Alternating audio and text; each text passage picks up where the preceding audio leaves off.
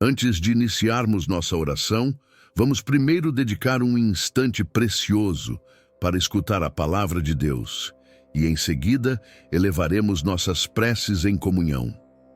Existe uma narrativa extraordinariamente poderosa registrada no livro de 2 Crônicas, capítulo 20, uma história que ressoa diretamente em nossos corações, especialmente quando a vida se apresenta avassaladora e aparentemente sem saída.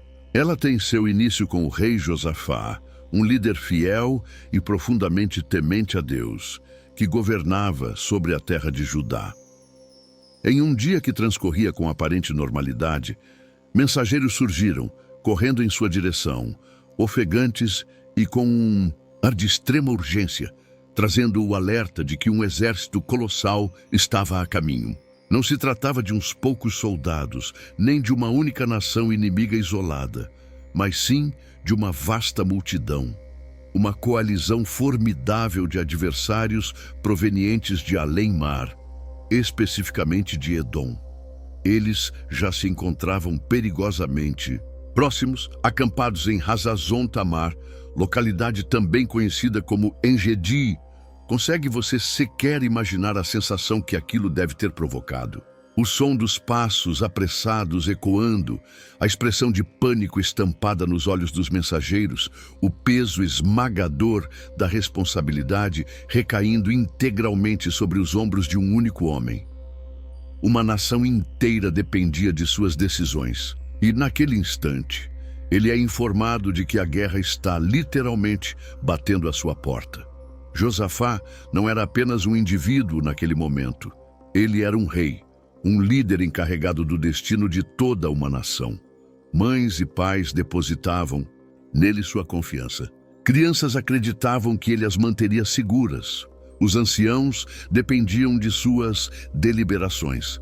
Cada lar, cada campo cultivado, cada vislumbre de futuro em Judá estava subitamente pendurado à beira do abismo da destruição. A terra que outrora fora preenchida com cânticos de alegria e paz, agora tremia sob a iminente ameaça da guerra. E qual foi a reação do rei? A Bíblia não nos relata que Josafá se ergueu imponente e destemido. Não, o texto sagrado diz que Josafá teve medo. Ele era humano, exatamente como você e eu. Mesmo os líderes que caminham em íntima comunhão com Deus podem sentir medo. Mesmo aqueles dotados de uma fé robusta podem sentir seus joelhos fraquejarem quando os problemas se avizinham. Contudo, não é aí que a história termina. Sim, até mesmo um rei piedoso sentiu medo. Mesmo alguém forte, alguém justo, alguém que conhecia a Deus, ainda assim teve um momento de tremor. Porque a fé verdadeira não significa a ausência total de medo, significa saber o que fazer com esse medo. E é precisamente isso que faz esta história brilhar como um farol na escuridão. Josafá não permitiu que o medo o paralisasse.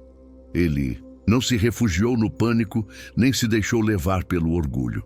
Ele não convocou estratégias humanas, nem confiou na força militar. Em vez disso, as Escrituras nos contam que ele decidiu buscar o Senhor. Em outras palavras, ele tomou uma decisão. Consciente, não lutar, não fugir, mas orar. Seu primeiro movimento não foi afiar espadas ou erguer defesas. Seu primeiro movimento foi de completa rendição. Ele se humilhou perante o Senhor e convocou toda a nação a fazer o mesmo. Proclamou um jejum por toda a Judá e convidou cada homem, cada mulher, cada criança a se reunirem para buscar auxílio em Deus. Isso é verdadeiramente inspirador. Uma nação inteira se congregando para se ajoelhar, não para tramar vingança, mas para derramar seus corações em oração. Imagine o som de suas vozes unidas, elevando-se aos céus.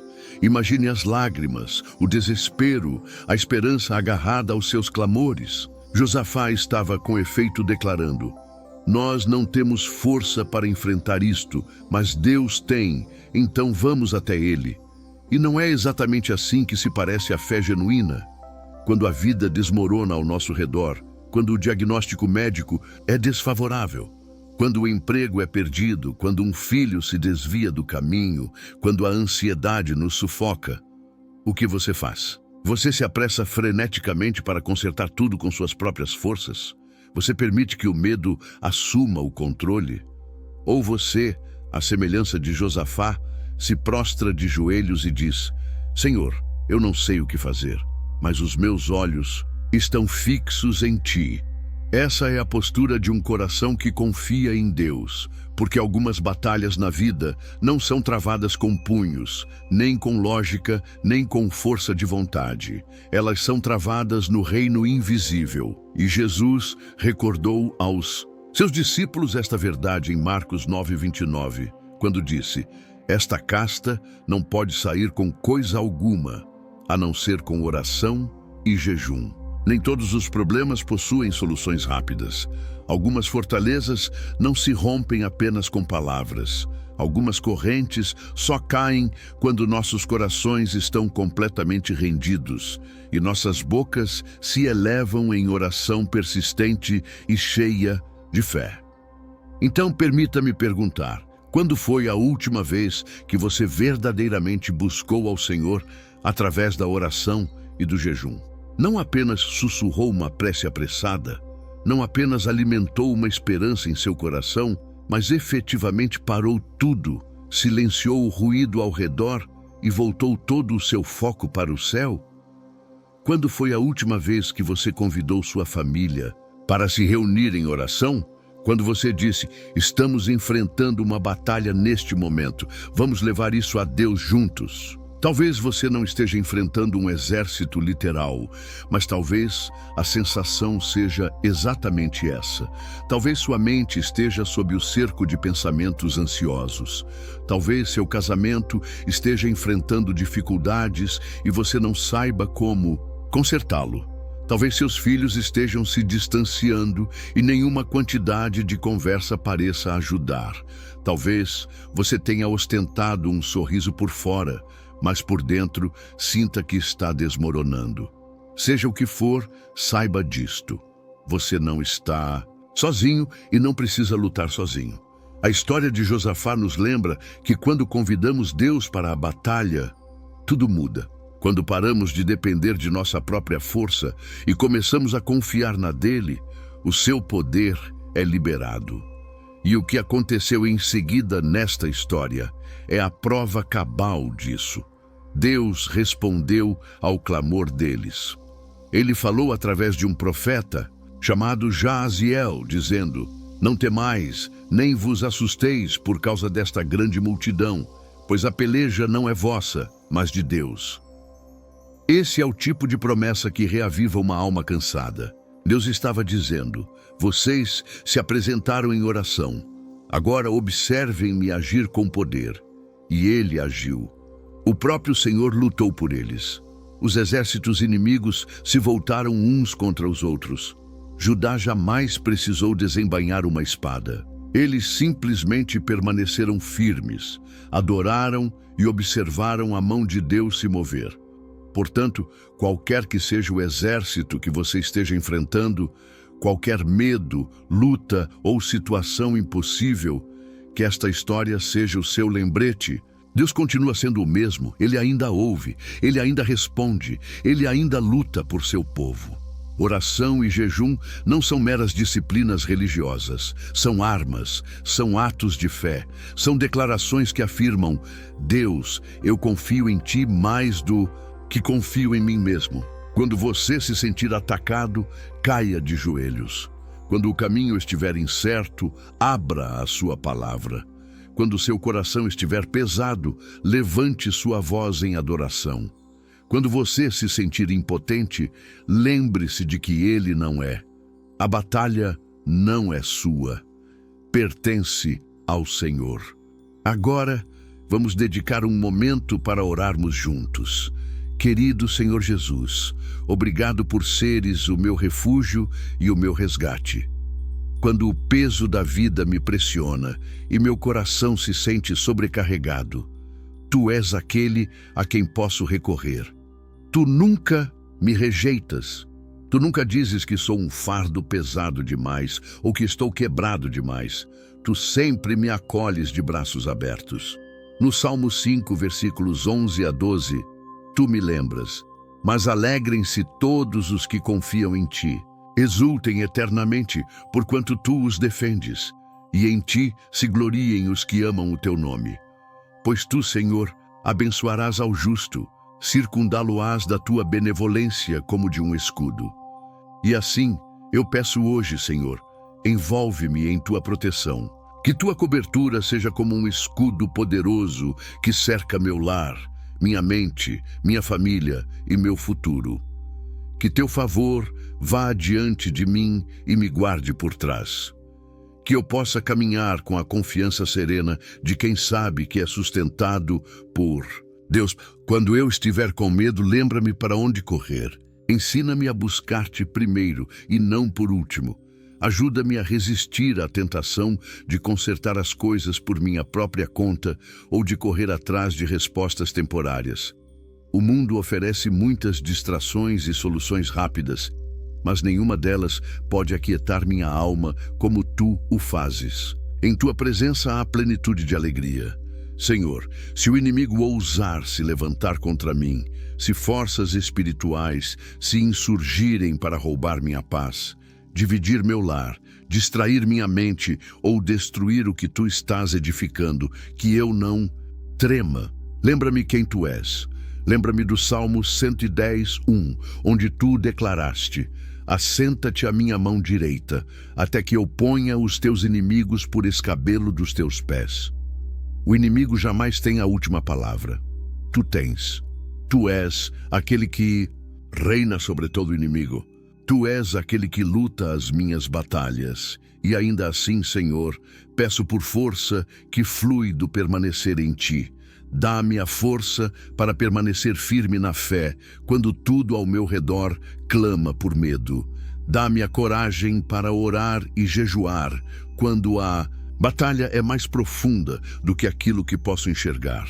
Existem algumas batalhas na vida que não podem ser travadas na carne.